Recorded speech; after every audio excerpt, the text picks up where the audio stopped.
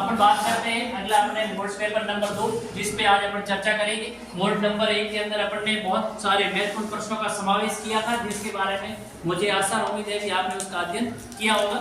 और चलते हैं आज अगला अपने पास मोड पेपर नंबर 2 और इसके अंदर बहुत अच्छे प्रश्नों का समावेश विद्यार्थियों किया गया है जो आपकी परीक्षा में मददगार साबित होंगे।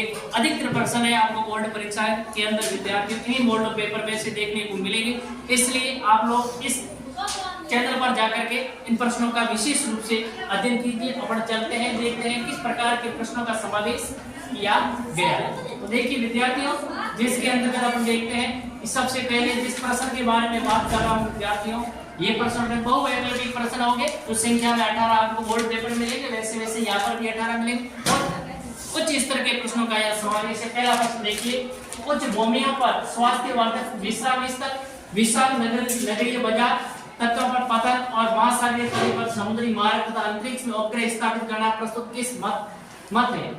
यानी ये कह रहा है कि जब आपने चैप्टर नंबर 1 के अंदर अध्ययन किया था उसमें पढ़ा था कि नीतिवाद की एक 3 विचारधारा के बारे में बात की थी जिसमें नीतिवाद, नवनिश्चयवाद और संभववाद के बारे में बात की थी। तो ये जो बातें हैं ये किस प्रकार की विचारधारा संबंधित है, क्या आपके नीतिवाद से संबंधित है या फिर संभववाद से संबंधित है या फिर पर्यावरणवाद से या फिर विद्यार्थियों नवनिश्चयवाद से। तो ध्यान रखना, इसके बारे में थोड़ा सा आप अध्ययन कीजिए। ये बहुत उच्च स्तरीय अच्छा प्रश्न है, परीक्षा की दृष्टि से महत्वपूर्ण क्वेश्चन है विद्यार्थियों। आगे बढ़ते हैं तो अपने पास दूसरा प्रश्न आपके स्क्रीन के सामने आपको दिख रहा है कि आपको दिखाई दे रहा है जिसके अंतर्गत आपने प्रश्न है कि मानव भूगोल में किसका अध्ययन किया जाता है। जब अपन मानव भूगोल की बात करते हैं विद्यार्थियों उसमें ये देखेंगे अध्ययन किसका मानव भूगोल में किया जाता है। क्या भौतिक घटकों का मानव भूगोल में अध्ययन करते हैं या फिर मानवीय परिघटनाओं का अध्ययन किया जाता है या सामाजिक आर्थिक भिन्नताओं के मध्य संबंध होता है, सामाजिक रूप से आर्थिक रूप से जो विभिन्नता होती है उनके मध्य उत्पन्न संबंध है उनका अध्ययन करते हैं या फिर उपरोक्त सभी मतलब भौतिक घटक का, मानवीय परिघटनाओं का, सामाजिक आर्थिक विभिन्नता के सभी घटकों का। यानी ये अगला क्वेश्चन है निम्न में से कौन सा एक प्रतिकर्ष कारक नहीं। प्रश्न ध्यान से पढ़िए विद्यार्थी, पूछा क्या जा रहा है कि निम्न में से कौन सा एक प्रतिकर्ष कारक नहीं, यानी 3 कारक ऐसे हैं जो प्रतिकर्ष है और एक ऐसा है जो प्रतिकर्ष नहीं है। तो इसका मतलब कौन सा अपकर्ष कारक है उसकी पहचान करनी है। प्रश्न को हमेशा पढ़ते समय विशेष रूप से ध्यान रखना, नहीं तो गलत होने की संभावना बहुत ज्यादा। अगर आप इसको ढंग से नहीं पढ़ोगे, नहीं पढ़ा तो प्रश्न या उत्तर आपका विद्यार्थियों गलत होने की संभावना बहुत ज्यादा है, क्योंकि पहला ऑप्शन भी आपको उसी प्रकृति का मिलेगा, आप दूसरे ऑप्शन पे जाएंगे नहीं और सीधा गलत कर बैठोगे। क्या यहाँ पे जलाभाव हो सकता है या फिर बेरोजगारी है या फिर चिकित्सा सुविधाएं है या फिर महामारी या विभिन्न प्रकार की बीमारियां। अगला है जापान का कोंबे ओसाका का प्रदेश किस कारण से संघन जनसंख्या का प्रदेश। यानी ये कह रहा है जापान के अंदर ये क्षेत्र है विद्यार्थियों कोंबे ओसाका, इस क्षेत्र में जनसंख्या संघन है, यहाँ का जनसंख्या घनत्व ज्यादा है। इसके पीछे क्या कारण है कि यहाँ पे जनसंख्या ज्यादा है? क्या वहाँ की जलवायु अनुकूलित है या फिर वहाँ पे भू आकृति उसके प्रति समतल है, मैदानी है या फिर औद्योगिकरण है या फिर वहाँ खनिजों की उपलब्धता है। आगे देखते हैं तो अगला प्रश्न है अपने पास विद्यार्थियों कि उच्च मानव विकास सूचकांक वाले अधिकतर देश किस महाद्वीप में स्थित है। जब अपन ने मानव विकास के बारे में बात की थी विद्यार्थियों तो उसके अंतर्गत अपन लोगों ने देखा था कि कुछ देश है जिनका मानव विकास उच्च स्तर का है और कुछ ऐसे देश है विश्व में जिनका मानव विकास स्तर निम्न है। तो ये कह रहा है कि उच्च मानव विकास सूचकांक वाले या उच्च स्कोर मानव विकास का ज्यादा उच्च स्कोर रखने वाले देश है वो किस महाद्वीप के अंदर है अधिकतर। क्या ऑस्ट्रेलिया महाद्वीप में है या फिर वो देश यूरोप महाद्वीप में है, अफ्रीका महाद्वीप में है या फिर उत्तरी अमेरिका। और साथ में आप इस बात को भी ध्यान रखें कि किस महाद्वीप में है उसकी पहचान कीजिए और उसके बाद ये समझने का प्रयास कीजिए कि उन देशों का उच्च मानव विकास अधिक या उच्च स्तर का क्यों है, उसके पीछे कौन से कारक जिम्मेदार है। अगला क्वेश्चन अपने पास निम्न में से किस प्रदेश में विस्तृत वाणिज्य अनाज कृषि नहीं की जाती है।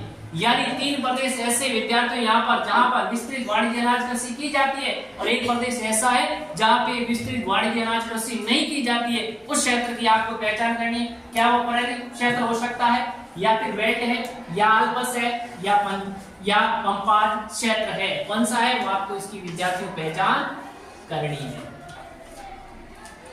अगला क्वेश्चन है अपने पास कि अनाज परिष्करण या और बिस्कुट किस प्रकार के उद्योग है। कल ही अपन ने एक चैप्टर के अंदर बात की थी कि उद्योगों के वर्गीकरण को लेकर बात की, उसमें अपन लोगों ने देखा था कि अनाज प्रसंस्करण या बिस्कुट किस प्रकार के उद्योग है। क्या रसायन आधारित उद्योग होते हैं, या भोजन प्रसंस्करण से संबंधित उद्योग है, या खनिज आधारित उद्योग होते हैं, या पशु आधारित उद्योग होते हैं। किस श्रेणी के उद्योग है उसकी आपको क्या करनी है, पहचान करनी है। अगला क्वेश्चन है अपने पास सवर्ण कॉलर क्रियाकलाप किस क्षेत्र के अंतर्गत आते हैं, यानी इस प्रकार की जो काम करने वाले श्रमिक होते हैं किस क्षेत्र के अंदर, किस आर्थिक गतिविधि में काम करने वाले श्रमिकों को सवर्ण कॉलर श्रमिक कहते हैं। क्या वो चतुर्थ क्रियाकलाप में संलग्न लोगों को कहते हैं, या फिर पंचम क्रियाकलाप में, या द्वितीयक, या फिर तृतीयक। बहुत अच्छा प्रश्न है विद्यार्थियों का, इसकी त्याग दीजिए आप।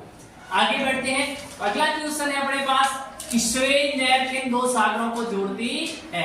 जब हम स्वेज नहर की बात करते हैं विद्यार्थियों, तो ये स्वेज नहर किन दो सागरों को जोड़ती है। क्या ये भूमध्य सागर और लाल सागर को जोड़ती है, या फिर ये काला सागर और भूमध्य सागर को, या बाल्टिक सागर और स्वेज सागर को, या उत्तरी सागर और बाल्टिक सागर। तो आपको देखना है कौन सा आंसर है अपना सही बैठेगा, तो उसको आप ध्यान से प्रश्न पढ़ना फिर आंसर करना। तो इस प्रकार से ये 9 क्वेश्चन अपने मानव भूगोल के मूलभूत सिद्धांत वाली बुक में से थे। अगला क्वेश्चन है कि निम्न में से सबसे बड़ा नगरीय संकुल कौन सा है।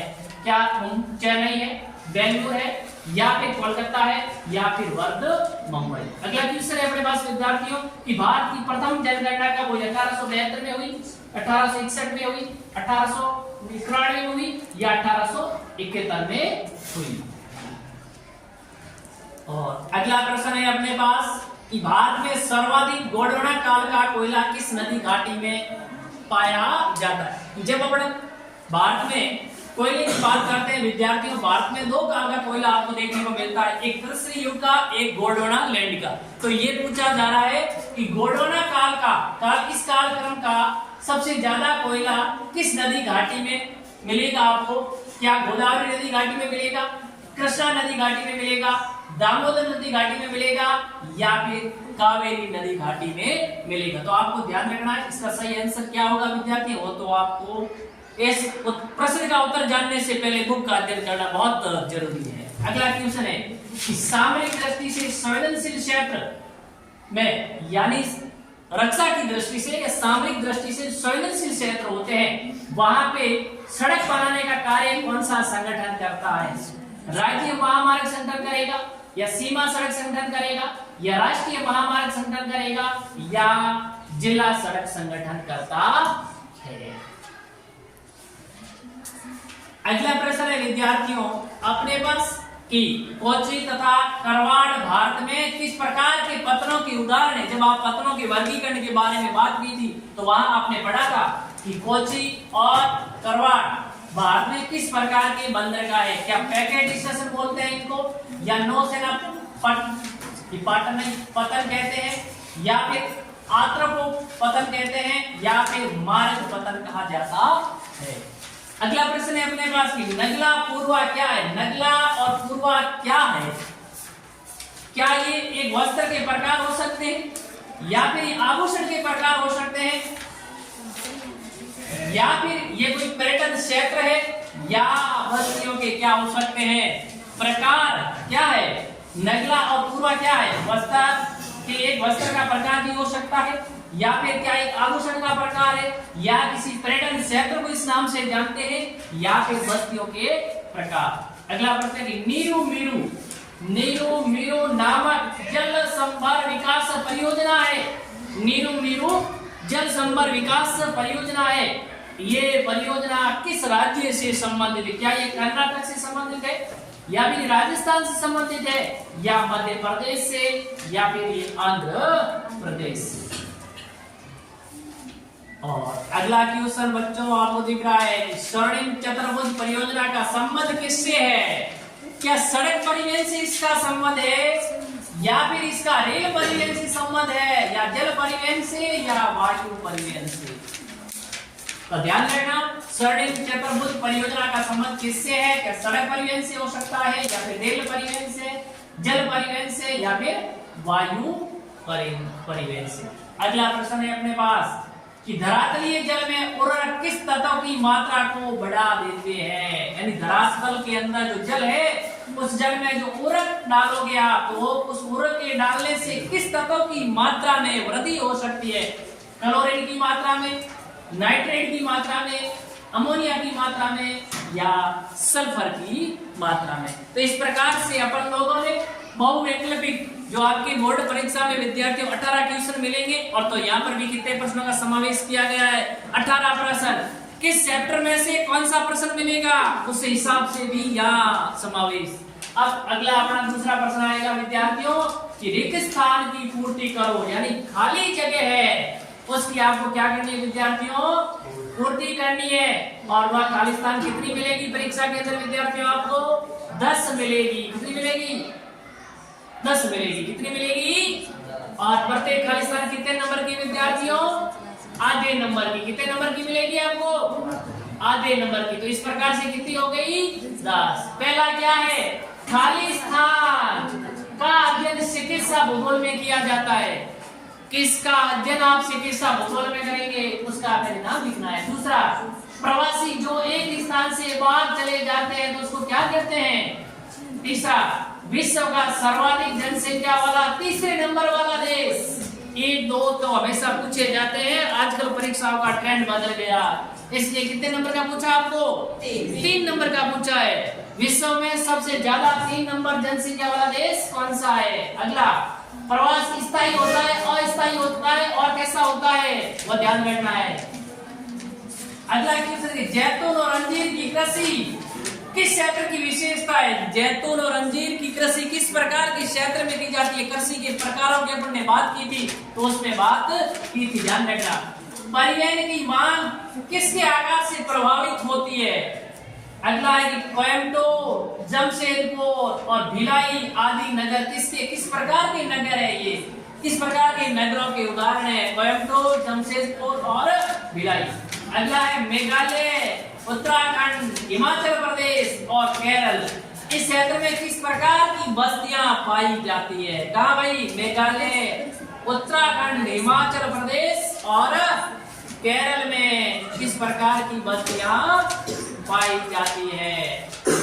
अगला क्वेश्चन विद्यार्थियों अपने पास कि ये खाली आपको दिया हुआ है कि ये नगर कौन से आ गया है? ये नाम समर क्षेत्र में विकसित हुए हैं। कौन से नगर समर क्षेत्र में विकसित हुए? कि रानीगंज, झरिया, डिगबोई और अकलेश्वर और सिंगरौली। किस वजह से ये क्षेत्र है वो क्या है? प्रसिद्ध है। उसका ये नगर खाली जगह में क्या आएगा? ध्यान रखना, समर क्षेत्र विकसित हुए। रानीगंज क्यों विकसित हुआ है? झरिया क्यों फेमस है? डिगबोई, अकलेश्वर और सिंगरौली। अगला, बोकारो एक किस प्रकार का नगर है विद्यार्थियों? तो इस प्रकार से कितनी खाली स्थान मिलेगी परीक्षा में आपको? 10 मिलेगी। और ध्यान रखना, ये खाली स्थान जिस पाठ से संबंधित है 10वीं, वही बोर्ड में मिलेगी, वही मैंने यहाँ डाली है। प्रश्न का क्रमांक भी चेंज नहीं होगा। हो सकता है बोर्ड ने ब्लू प्रिंट में कुछ ऊपर नीचे का वो चीज अलग है, वरना नहीं होगा। तो इस प्रकार से कितनी खाली स्थान मिलेगी परीक्षा में आपको विद्यार्थियों? 10। अगला किस प्रकार का प्रश्न मिलेगा परीक्षा में? अति लघुत्रात्मक क्वेश्चन। किस प्रकार के प्रश्न मिलेंगे? अति लघुत्रात्मक प्रश्न। और ये प्रश्न प्रत्येक कितने नंबर का होगा विद्यार्थियों? 1 नंबर का। और ये प्रश्न आपको परीक्षा में कितने मिलेंगे विद्यार्थियों? 9 क्वेश्चन मिलेंगे। कितने क्वेश्चन मिलेंगे? 9 क्वेश्चन मिलेंगे। और प्रत्येक प्रश्न कितने नंबर का है? 1 नंबर का है मात्र। अब देखते हैं वो प्रश्न किस प्रकार के हो सकते हैं। तो देखिए,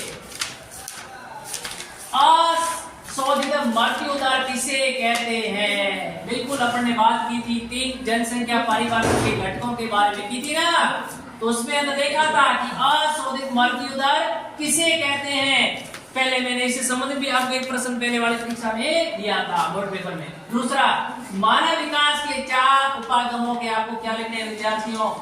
नाम लिखने हैं कि मानव विकास के स्तंभ और मानव विकास के उपागम आपने पढ़े होंगे, उसके कौन से उच्चारण के आपको क्या लिखने हैं? मात्र नाम।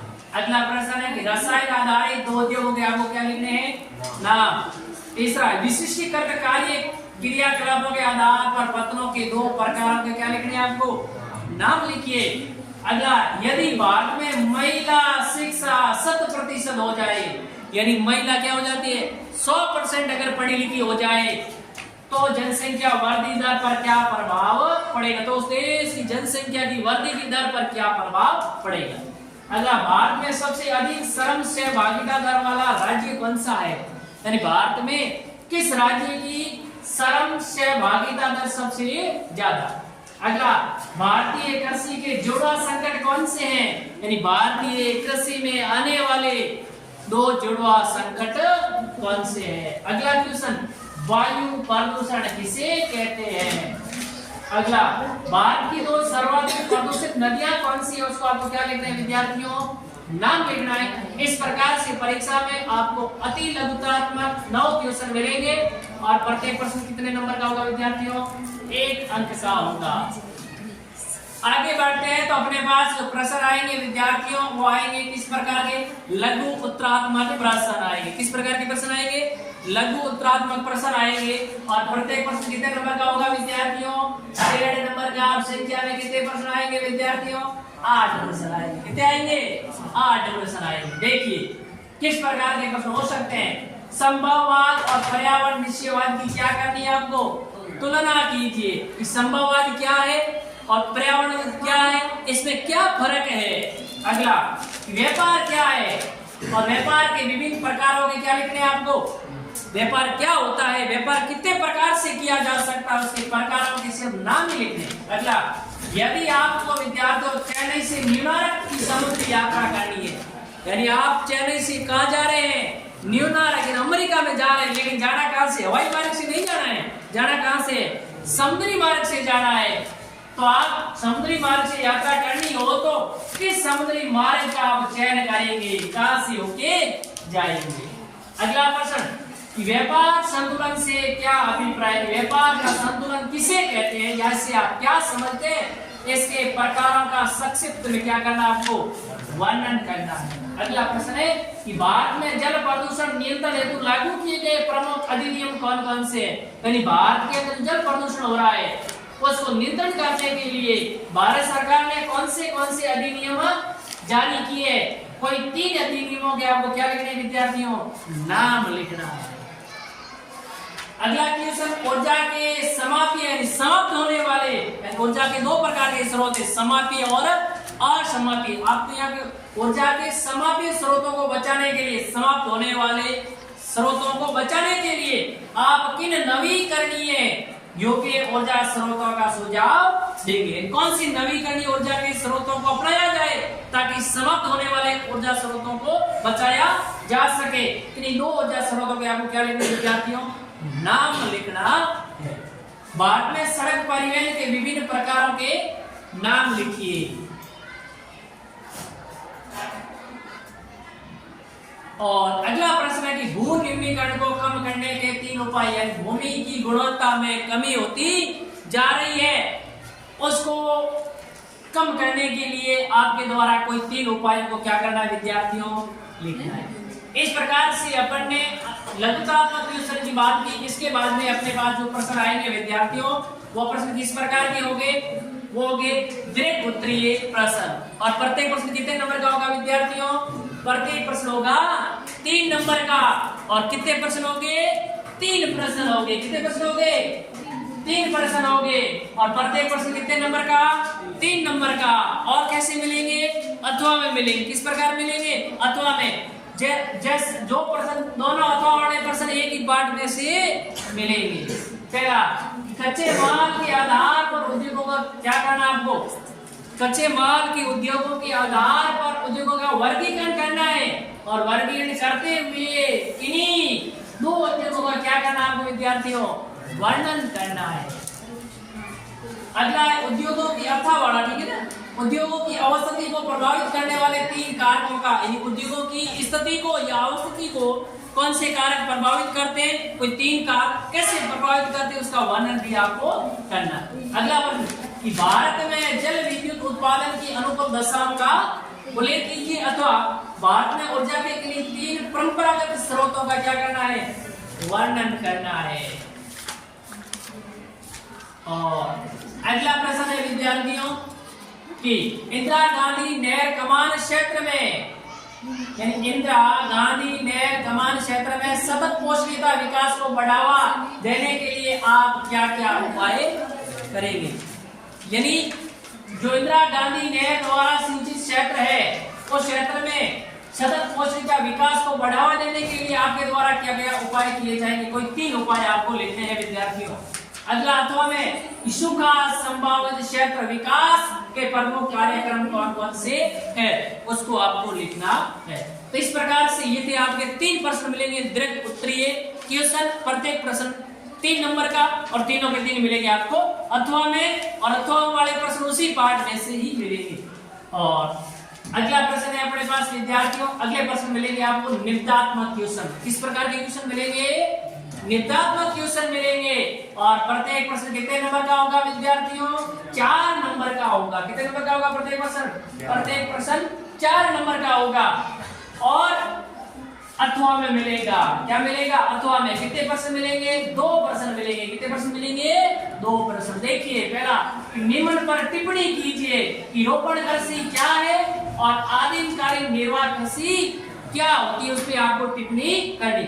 या फिर गैर निर्वाह कृषि और विस्तृत वाणिज्य अनाज कृषि की कुछ बिंदु है, उसके आधार पर इसकी आपको क्या करनी है विद्यार्थियों, तुलना करनी है कि क्षेत्र के आधार पे, यानी क्षेत्र के आधार पे, प्रक्रिया के आधार पे, उपज या फसल के आधार पे, क्षेत्र, प्रक्रिया। और अगला प्रश्न है कि भारत में चावल की कृषि का वर्णन निम्न बिंदुओं के आधार पर कीजिए। चावल की फसल का परिचय, वहां किस प्रकार की जलवायु दशा है और उत्पादन क्षेत्र। या फिर विद्यार्थियों कि भारत में स्वतंत्रता प्राप्ति के बाद कृषि विकास की महत्वपूर्ण नीति, यानी भारत आजाद हुआ उसके बाद भारत सरकार ने कृषि के क्षेत्र में उत्पादन को बढ़ाने के लिए कौन कौन सी नीतियां जारी की, उन नीतियों का आपको क्या करना विद्यार्थियों, वर्णन। तो इस प्रकार से आपको 2 प्रश्न निबंधात्मक मिलेंगे, 3 प्रश्न दीर्घ उत्तरीय मिलेंगे आपको, 8 प्रश्न किस प्रकार के मिलेंगे आपको, लघुत्तरात्मक क्वेश्चन मिलेंगे, 9 प्रश्न आपको किस प्रकार के मिलेंगे विद्यार्थियों, अति लघुत्तरात्मक क्वेश्चन मिलेंगे, 10 किस प्रकार की खाली स्थान मिलेगी, और 18 क्या मिलेंगे विद्यार्थियों, बहुवैकल्पिक प्रश्न। इस प्रकार से आपके दिमाग में माइंड सेट होना चाहिए, दिमाग के अंदर किस पार्ट में से, यानी किस प्रकार के कितने प्रश्न आएंगे अपने बोर्ड में। प्रत्येक विद्यार्थी को ये चीजें याद होनी चाहिए कि निबंधात्मक क्वेश्चन इतने आएंगे, अति लघुत्तरात्मक क्वेश्चन इतने आएंगे, लघुत्तरात्मक क्वेश्चन इतने आएंगे, दीर्घ उत्तरात्मक क्वेश्चन इतने आएंगे, मानचित्र के 2 क्वेश्चन आएंगे विद्यार्थियों, एक विश्व के मानचित्र से संबंधित और एक भारत के मानचित्र से संबंधित। और प्रत्येक का ये मानचित्र वाला प्रश्न विद्यार्थियों, प्रत्येक प्रश्न कितने नंबर का होता है, 2 नंबर का होता है। कितने नंबर का होता है प्रत्येक प्रश्न विद्यार्थियों, 2 नंबर का मिलेगा।